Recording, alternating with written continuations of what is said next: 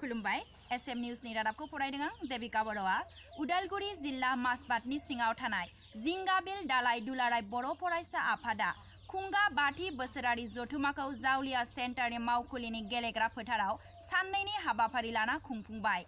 लोगोसे बे हाबाफारिनि गेजेरजों H.S.L.C, HS आरो रोंगौथि सायख' आनजादाव उथ्रिनाय फरायसाफोरखौबो मान बावनाय हाबाफारि लायो।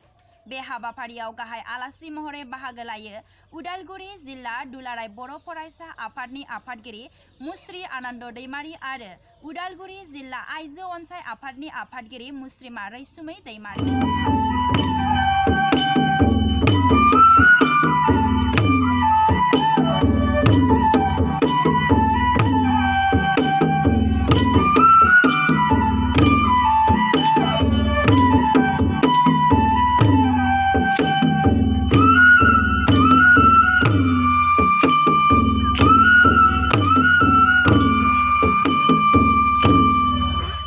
जिंगाबिल दालाइ दुलाराय बर' फरायसा आफादनि गा 5थि खुंगा बोसोरसालिया जथुमा आरो बे जथुमायाव